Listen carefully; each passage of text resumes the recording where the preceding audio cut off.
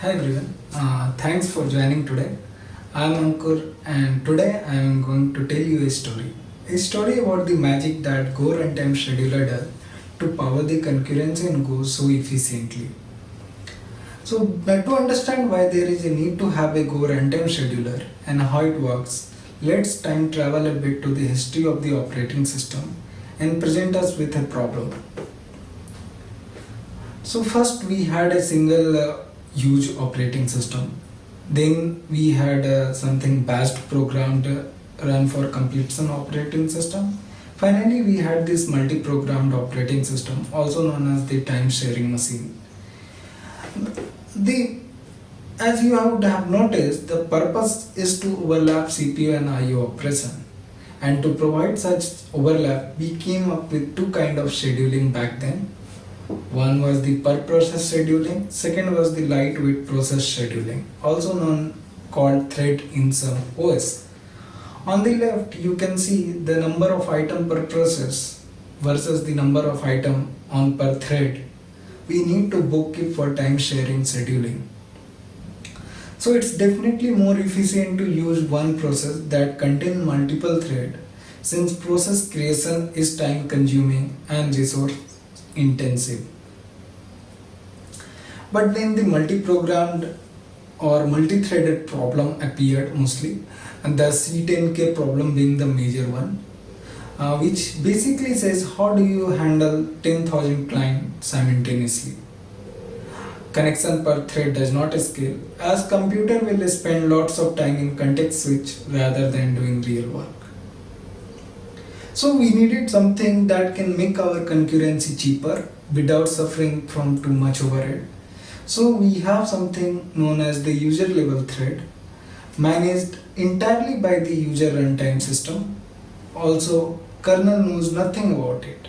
It's fast and efficient as switching user level thread is not much more expensive than a function call. In Go, we know it by name of a Go routine and is managed by the Go runtime scheduler.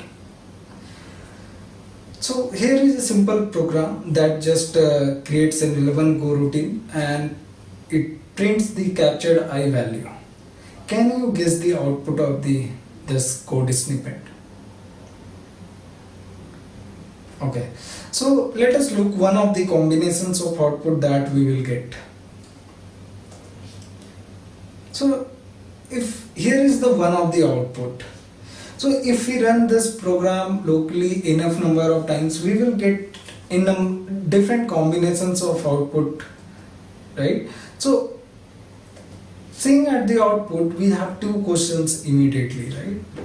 One being, how does this 11 Go routine run concurrently? Magic. Second, in what order these 11 Go routine run? So the problem is statement being, let's describe this in a problem statement. So how does this multiple Go routine get distributed over the OS thread that will run over the available CPU processors? And also in what order these multiple Go routines run to maintain the fairness of the system. The rest of the discussion will mostly follow around solving these problems specific to the Go design and how Go runtime scheduler solves this problem currently. As with all the problems, we need well-defined boundary to deal with. Otherwise, the problem statement can be too vague for conclusive discussion. So let's list down our requirement. It should be parallel and scalable.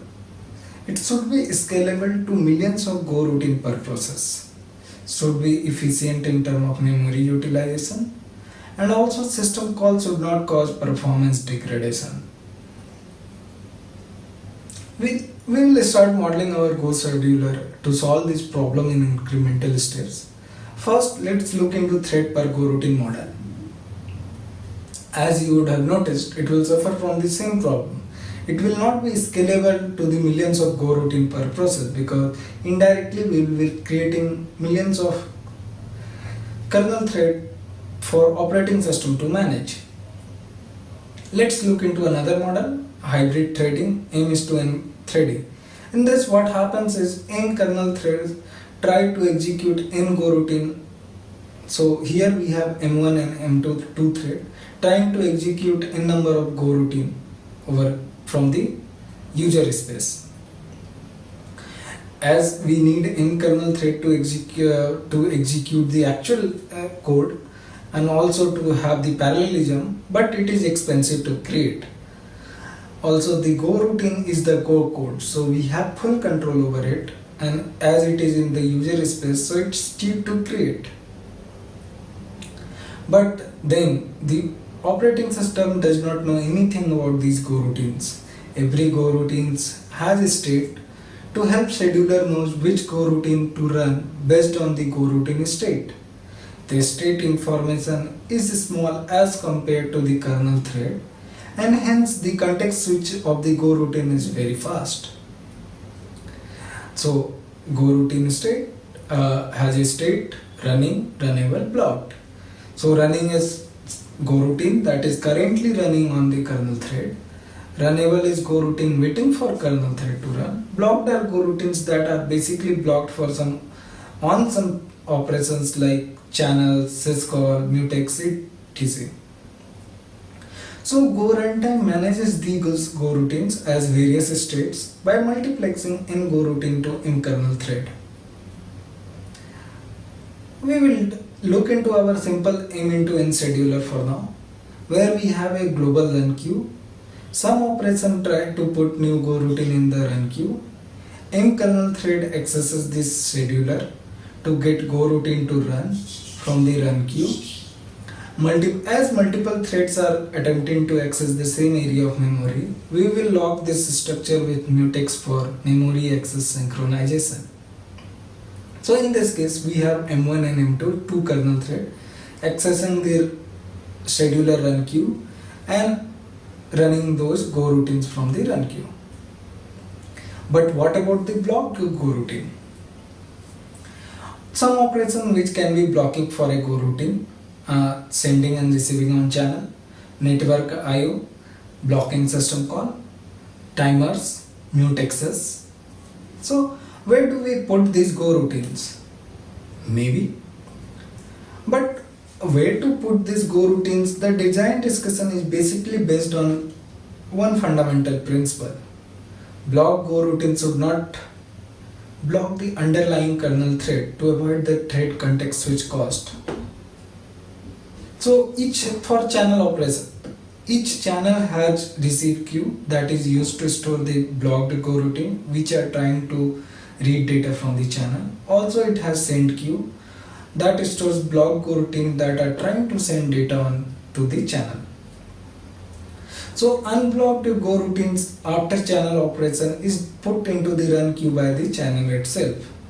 What about the system call? Why? Because first let's look into the blocking system call. A system call that blocks the underlying kernel thread. So we cannot schedule any other Go routine on this thread, as threads are needed for the actual system call execution. So we have M1 thread entering into the system call. What will happen when this thread enters into the system call? As this system call, as the one thread M2 is executing system call, we have reduced the parallelism level inside our scheduler, because now we have only one thread M1 running the Go routine, while we have work to do but we are not running it. So the way we can restore this parallelism level is while we are entering into the system call, we can wake up another thread which will pick runnable Go routine from the run queue. So in our case, when we have M2 thread entering into the system call, it can wake up M3 kernel thread which will pick up the new Go routine to run from the run queue. But what happens when this system call returns? Because M2 was in the system call, if we run this Go routine that was associated with the M2 directly, we will have an oversubscribed scheduling. And in order to avoid such the oversubscribed scheduling, we will not run the Go routine returning from the blocking system call instantly, but we will put into our scheduler run queue. The implication is that, though not explicitly stated, the number of threads is greater than the number of cores, and all idle threads are managed by runtime too, to avoid too many threads. The initial setting is 10,000 thread. Program will crash if it exceeds. You can set your own number of threads inside the program by setting set max thread from the runtime debug package. What about the non-blocking system call? For example, in the case of non-blocking I/O such as HTTP calls, the first syscall over here, it's an example. Here is the partial implementation of net.read function, right? So what the highlighted part in bold, the first syscall that follows will not succeed since the resource is not yet ready, forcing Go to use network pooler and park the Go routine. As this first syscall is done and explicitly says that the resource is not yet ready, the Go routine will park until the network pooler that Go runtime uses notifies that the resource is ready. In that case, thread M will not be blocked. So Go routine uses network pooler based on, it has an integrated network pooler, and this pooler uses operating system specific like select KQ, epoll, IOCP based on the operating system to know which file descriptor is ready, and will put the Go routine back to the run queue as soon as the file descriptor is ready for reading or writing. Also, then Go has one sysmon OS thread that will periodically poll the network if it is not polled for more than 10 milliseconds, and will add the ready Go routine to the queue. So basically all the Go routines blocked on the operations on channel, mutexes, network IO, timers have some sort of queue that helps in scheduling these Go routines. So what is the functionality achieved by our scheduler till now? Our scheduler can handle parallel execution. It can handle blocking system call and network IO efficiently, and can handle blocking user level calls such as call blocking on channels for read and write operations, or mutexes blocking on mutexes. But it is not as scalable. Any guesses why? Okay. So first point, as you can see, we have a global run queue with mutex. We will end up with some issue like overhead of cache coherency guarantee and fierce lock contention while creating, destroying and scheduling Go routine. What's the solution? Classic one. What we will do is, instead of having a single scheduler, we will distribute the scheduler to each thread. So each thread will have its own run queue. With this, the immediate benefit we can see is we now have no mutex for each thread local run queue, but we still have a global run queue with a mutex used in special cases, but it does not affect the scalability. Now that we have a multiple run queues, local run queue, global run queue, network pooler, from where should our Go routine run next? In Go, the poll order has been defined as follow: local run queue, global run queue, network pooler, work stealing. So that is, first check local run queue, second if empty check global run queue, then check network pooler, and at last do work stealing. By now we have some overview of local run queue, global run queue and network pooler. Let's look into the work stealing. So work stealing basically says that if the local work queue is empty, try stealing work from a different queue.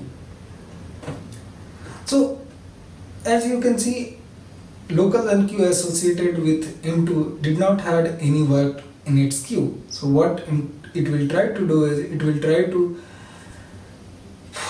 try to steal the work from the other run queue, like local run queue associated with M1 or global run queue. It also solves the problem when one thread has too much work to do and other is just sitting idle. So by now we have a scheduler that is scalable, can handle blocking, system call and network IO, and can do parallel execution, but is not efficient. Any guesses why? Remember the way we restored the parallelism level in the blocking system call? Entering into this system call wakes up another thread, right?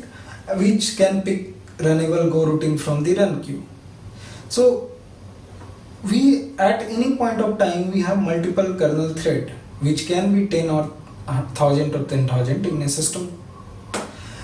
Now we will end up with constant overhead during work stealing. Why? Because it has to scan all these kernel thread ideal and with go routine running for local run queue, and most of them will be empty. Also the garbage collection and memory allocator all will suffer from the same issues. So how can we overcome this efficiency problem? Let's model it with 3-level scheduler, MPN threading. What happens is here we are introducing a logical processor P, and which can be seen as the local scheduler running on a thread. So local scheduler or logical processor P is always fixed in a number, default to the logical CPU usable by the current process. And also we put our local run queue LRQ inside the fixed number of logical process instead of the kernel thread.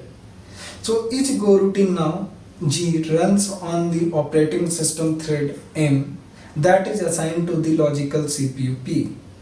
So Go will first create the different number of logical process based on the number of logical CPUs of the machine, and then store them in a list of ideal P. Then when new Go routines are ready to run, it will take or wake up new P to distribute the work better. This P will then create an N with the and will associate the work with the OS thread. So now we have no constant overhead during work stealing because it just has to scan fixed number of logical process P during its scan phase. So does the garbage collection and memory allocators. What about the system call with fixed logical processor P? So here you can see this code from the code snippet. Before entering into this syscall highlighted in the board, you have to function call runtime.enter_syscall, and at the last you have called runtime.exit syscall. So what Go does is it optimizes the syscall whenever it is blocking or not by wrapping them in a runtime. This wrapper will automatically dissociate the P from the thread M when blocking system call is made and allow another thread to run on it. The blocking system call is encapsulated between, as you can see, runtime.enter_syscall and between runtime.exit syscall. In literal sense, some logic is executed before entering the system call and some logic is executed after the exiting the system call. So before entering into the system call, the P associated with the M will hand off itself to another thread. And what this does is this allows us to handle the blocking system call without increasing the run queue size. What happens once the system call exists? So runtime will try to acquire the exit SMP and resume the execution. It will try to acquire a P in the idle list and resume the execution, and or runtime will put the go routine in the global run queue and put the associated M back to the idle list. So by now we have a scheduler that can handle parallel execution, that can handle blocking system call and network IO, that is scalable as well as efficient. How about the fairness in scheduling? Because we had multiple run queue, right? Local run queue, global run queue, network polar. And if a go routine is runnable, it should run eventually. If not fair, then we can have certain problem like tail latency, live logs, or some undefined behaviors. So here are the 4 typical fairness constraints in Go runtime scheduler. Any Go routine running for more than 10 milliseconds is marked as preemptible. Again, this is soft limit, but because the preemption is only done at the function prologue, Go currently uses compiler inserted cooperative primsum function, point in function prologues, infinite loop primsum. So again this is soft limit, because you have to be very cautious with an infinite loop, as Go scheduler is not preempted till 1.13. So if the loop does not contain any primsum points like function call or allocate memory, they will prevent other Go routine from running. So if you have a simple infinite for loop, it can hog the entire process, and it because of the lack of the primsum pointing till Go 1.13. Go 1.14 has this primsum point based on the signals. So now we have our scheduler ready that offers massive concurrency and also tries to achieve maximum utilization with minimum latencies. How? Because it can execute parallelly, it can handle blocking, system call and network IO efficiently. It is scalable, efficient and as well as fair. So now that we have a fair bit of idea about Go runtime scheduler in general, how can we use it? Go provide us with a trace tool, scheduler trace specifically, to provide insight about the behavior and debug the scalability issue related to the Go runtime scheduler. So all you need to do is go run your Go program with Go debug equal to set trace equal to duration, where duration is in millisecond. Back with that, again, thank you. Any questions?